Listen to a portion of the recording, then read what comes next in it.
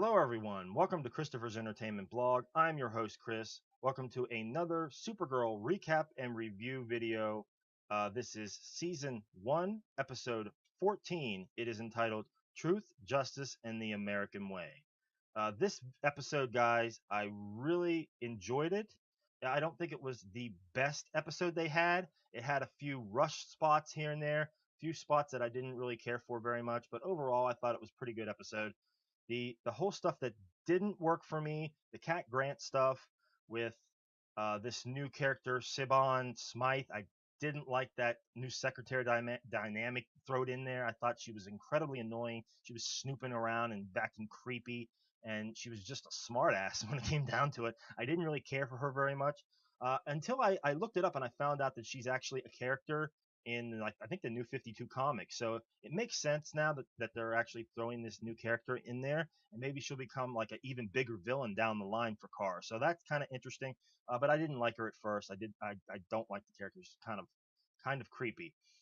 I didn't really.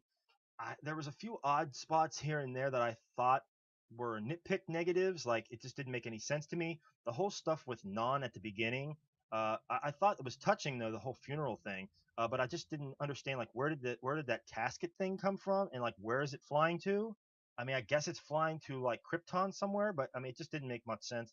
That was kind of odd. The whole stuff with James Olsen and Lucy was out of place. They had like one scene, and then she got pissed and she ran off, and I was just like, okay. The whole Lucy and James thing, I just don't think worked at all. I think it was kind of rushed. I think their chemistry is kind of odd as well. It just doesn't work for me. The whole things with James and Kat up on the balcony drinking bourbon in the middle of the day was out of place. It was like, why are they drinking on the job? The whole thing with James showing up at the DEO again, just like walking in like he has a key to the place, was very out of place. I was like, why are they letting this guy in? I mean, I don't understand. And then they put him in a room with weapons everywhere. I mean, that doesn't make much sense either. I mean, it's like, don't they have like a lounge area or something that they can talk in? Why are they talking in the room with the weapon? I mean, he's like a civilian, and you're putting him in a room with weapons. That just didn't make much sense to me at all. The stuff that I did like, I mean, I liked that whole. Even though I thought it was a negative where they put James in the DEO, the whole scene I thought was very well done. Uh, where he's talking to Kara about right and wrong, and this is not you, and that Maxwell Lord, he has rights. He's a human being. And it really came down to this whole episode, Truth, Justice, American Way. It really was an underlying story about truth and justice, what's right and wrong. And you have this villain of the week, Master Jailer, who is dealing out executions. Basically, he is the judge, jury, executioner on all these different Fort Ross aliens, and without a trial. And you have Kara incarcerating Maxwell Lord, keeping him there against his will. So, I mean, there was a lot of underlying justice, legal issues going on here. Close to the end, when Kara is in prison, uh, and she's talking to the other alien from Fort Ross, the professor guy. I forget his name. That was a great scene. I really enjoyed that. The professor guy, I thought it was kind of cool. Him saying that he got into drug smuggling only to help his family. So I mean, he's actually a really good guy when it comes down to it. And he said once he got here to Earth, he put that all behind him, and he just wants to be a teacher. He just wants to teach uh, the humans about the stars. So it really showed that all the Fort Ross aliens were really not all that bad. And I really hope we see that professor guy again, because I thought he was a solid character. I thought that Alex was strong in this. John Jones was pretty strong in this as well. Even and we have Kara blaming uh, Hank, about what happened to Astra. So there's that underlying thing going on there with Alex and Hank and Kara.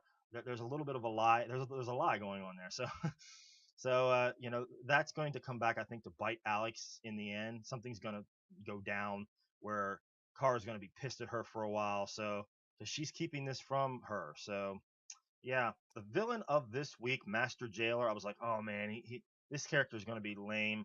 He kind of reminded me of was it Reactron? I think it was the Reactron guy.